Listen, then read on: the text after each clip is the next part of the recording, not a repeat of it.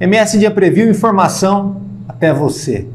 Bom, como falar de um contraponto, de não ser igual, de não ir na manada, na onda? Bom, isso significa ser oposição. Eu falo com alguém aqui nesse programa que corajosamente, inteligentemente faz uma oposição num Brasil que mudou de lado, mas ele segue com a mesma coerência. Eu falo com o deputado federal Rodolfo Nogueira, se eu fosse você, eu ficava no vídeo.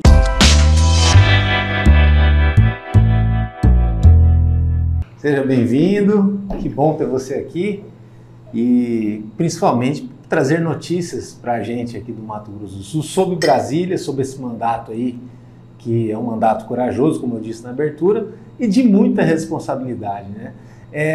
Manter convicções e manter compromissos é na política talvez um desafio mais complicado. E isso ninguém pode duvidar de ti, porque você mantém a mesma linha, o mesmo discurso, muito antes do mandato eletivo. Seja bem-vindo. Queria saber como que você está achando da experiência de ser um deputado federal do Mato Grosso do Sul e estar lá do outro lado, né? Você sempre teve esse papel muito crítico lá de cá e justamente no momento de muita transformação para o Brasil, onde o presidente não é mais o Bolsonaro, né? Mas muita coisa que o Bolsonaro fez lá atrás e com toda a sua equipe precisa ser preservada, né? Senão a gente está numa situação bem complicada, um descontinuismos da política, né? Verdade. Olá, Danilo, prazer estar aqui com vocês no MS em Dia, uma honra também estar aqui com vocês e como você falou, né? Na verdade, esse mandato aí de deputado federal, o qual eu agradeço ao Mato Grosso do Sul aí, né, pela confiança, pelo voto de confiança, é realmente uma missão lá em Brasília que nós temos aí para realmente ser um ponto de equilíbrio diante do governo federal que a gente está vendo um massacre de todos os lados aí, né, de vários setores. Então hoje a oposição lá, o grupo de oposição lá, vem realmente enfrentando uma máquina, enfrentando um governo que faz de tudo para angariar aí mais deputados para sua base, né? A gente é uma tônica que a gente já viu lá nos anos 2000, né? Do jogo de talvez cooptação, de organização, de base. Agora parece que é tudo muito baseado em matérias, né? Como foi na época da reeleição, não tanto ninguém precisa ser da base o tempo todo, né? Em todo caso, eu acho que a tua vitória eleitoral e a de muitas pessoas que te colocaram lá simboliza uma resistência do pensamento de direita no Brasil, pensamento de direita e liberal, que passou durante muito tempo do nosso país como algo negligenciado, marginalizado. A gente percebe isso até pela concepção da própria Constituição. Nessa data que eu estou te entrevistando, é também o aniversário da Constituição, que é uma Constituição que ela, de certa forma, ela tem muitas coisas boas, mas também ela apadrinha muito a impunidade e vários problemas do nosso país. Ser deputado é também mexer nas leis e mexer nas condições para que a gente tenha um país, de certa forma, mais preparado para investimentos, para condições e tudo mais. Ser deputado no Mato Grosso do Sul, em Brasília, como que é? Porque a gente é um estado que não é tão populoso, né? Que projeto de lei que você já fez questão de chegar lá emplacando e mostrar que você é deputado do Brasil, né? Não só do Mato Grosso do Sul? Exatamente, Danilo, é uma responsabilidade, né? Nós temos 8 deputados federais, então o peso acho que aumenta pela quantidade menor, reduzida de deputados. Tem que trabalhar pelos 80 de São Paulo. Né? Então, a bancada de São Paulo é enorme, gigante, Minas Gerais, Rio de Janeiro e o Mato Grosso do Sul com 8 deputados federais, e isso traz uma responsabilidade maior. Lógico, nós estamos lá representando algumas bandeiras, principalmente a bandeira que abrange tudo, que é a nossa bandeira conservadora, como você falou, né?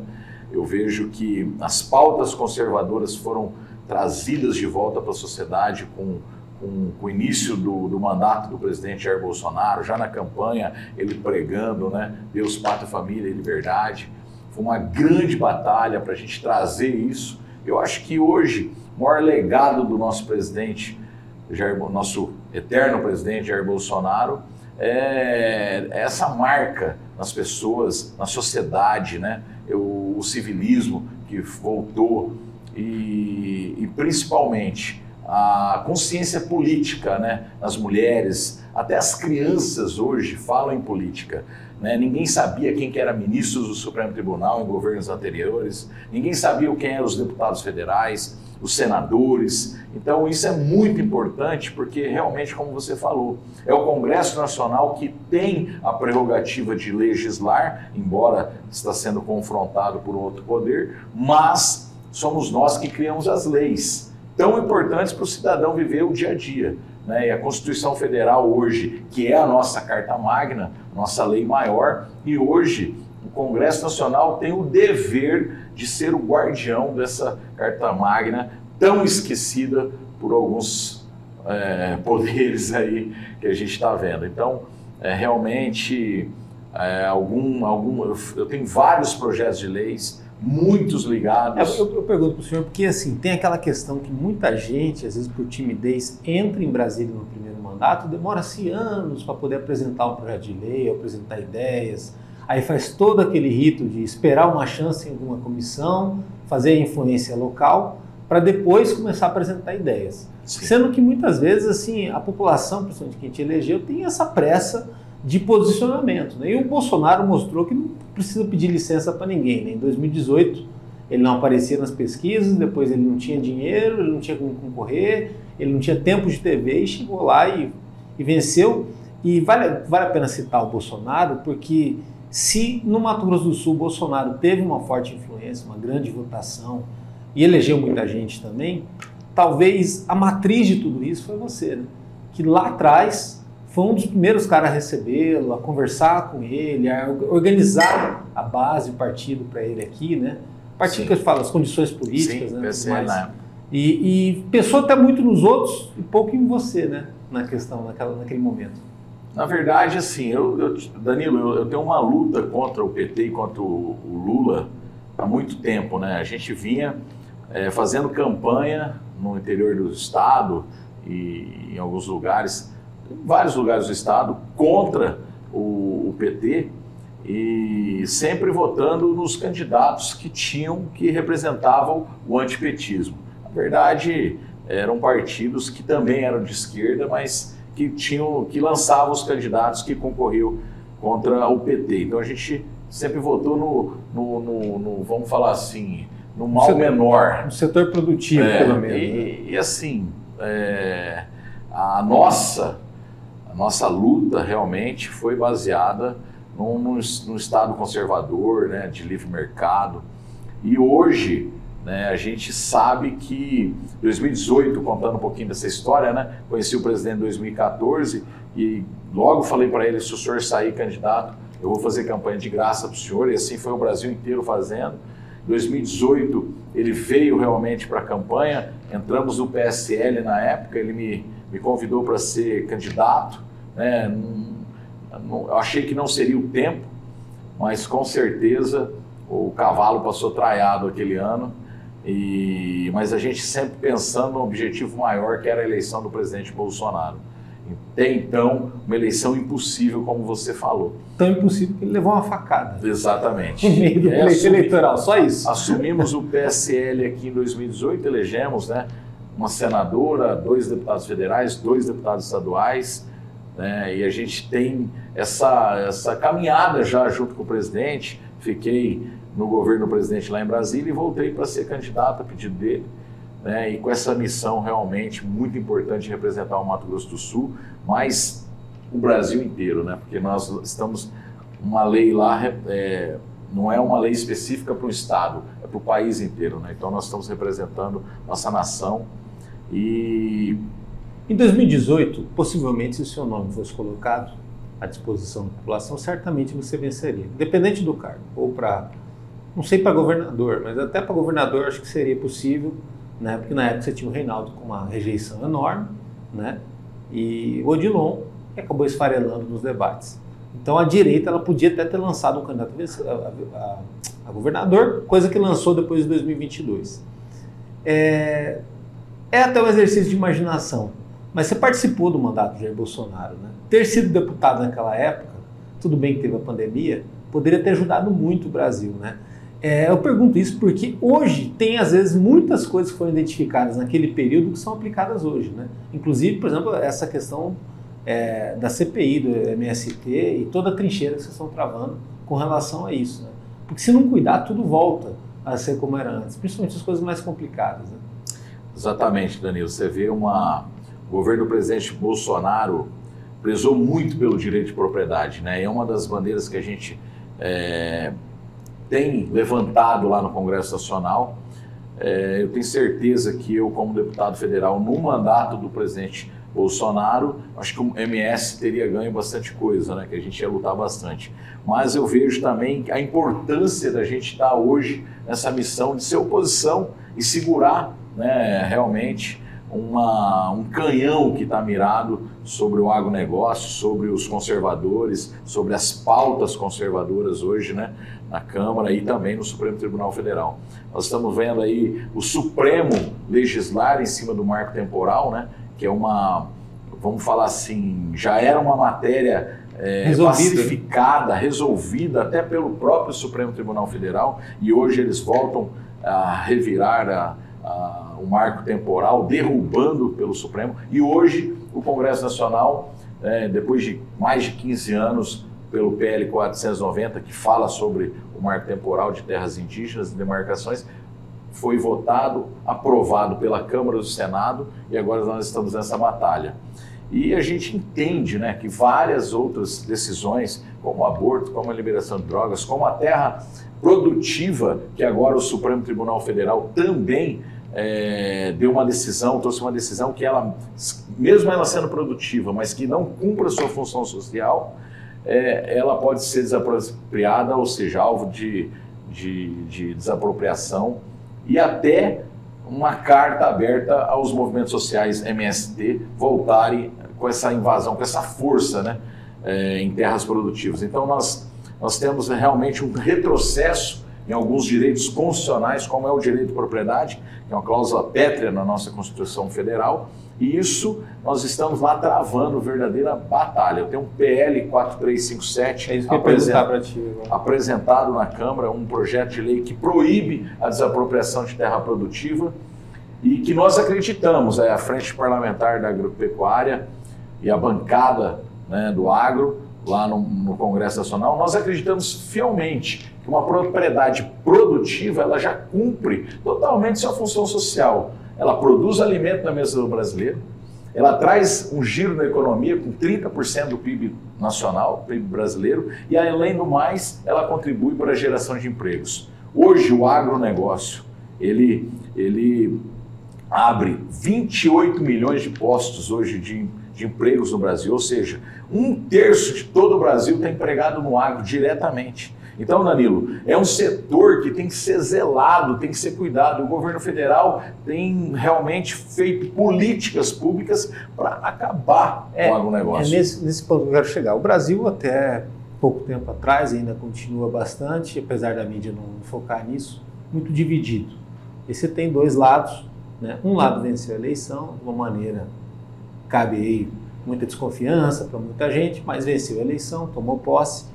E aí você tem dois setores que apoiaram muito o ex-presidente. Um deles é o agronegócio e o outro deles, de certa forma, é o próprio varejo.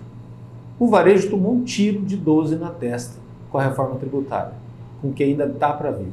E o agro, ele é, tipo assim, praticamente é fiel da balança, na balança comercial brasileira, está sustentando a economia e segurando a taxa de juros e a inflação no tamanho que está, né, tudo mais. Ou seja, se as coisas estão ruins, elas poderiam estar muito piores se o Brasil não tivesse pelo menos a questão do agro ser uma potência mundial.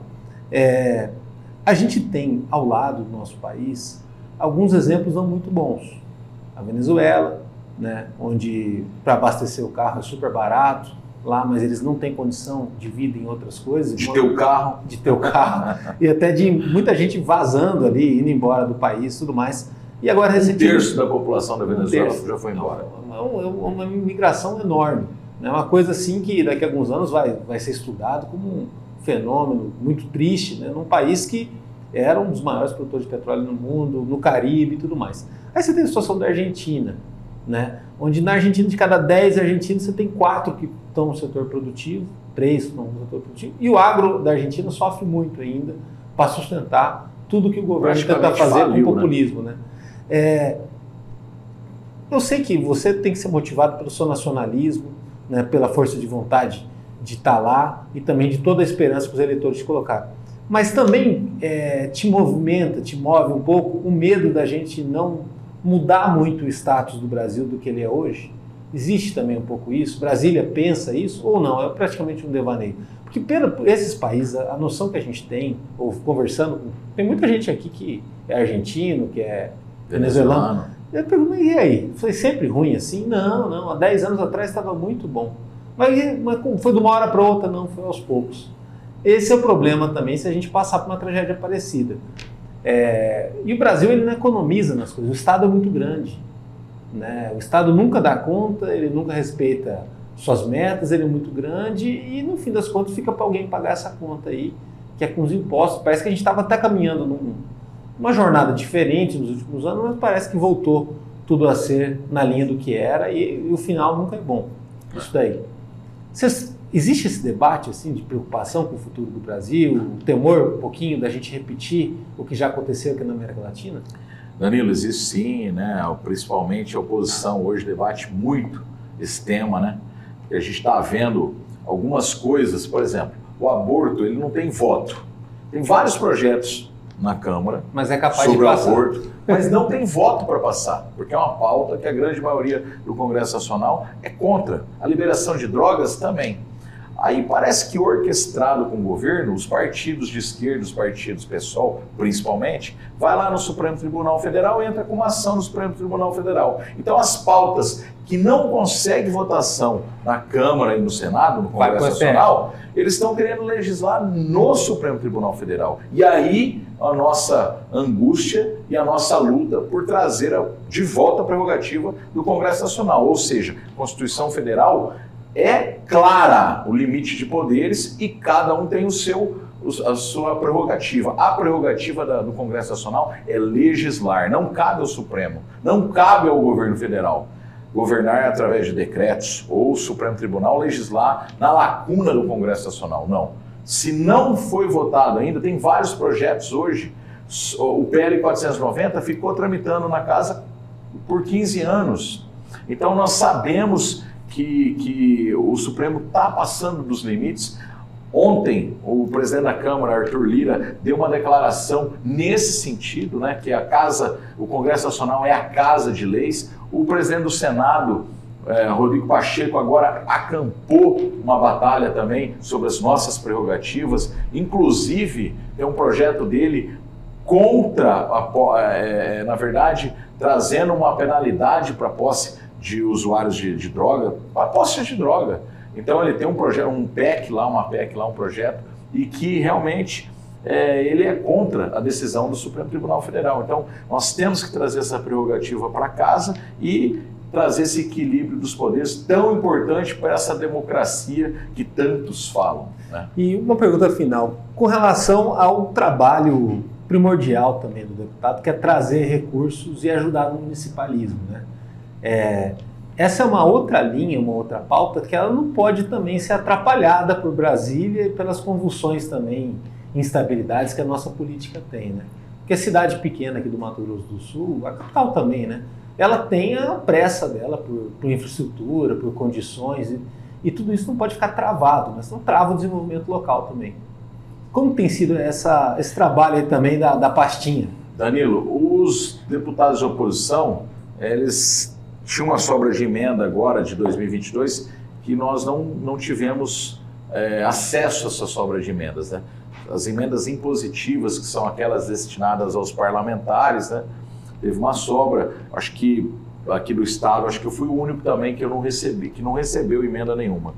Mas nós temos uma emenda anual impositiva, que hoje está 32 milhões e alguma coisa, que essas emendas o governo é obrigado a pagar para os parlamentares. E essas emendas nós vamos trazer aqui para o Mato Grosso do Sul.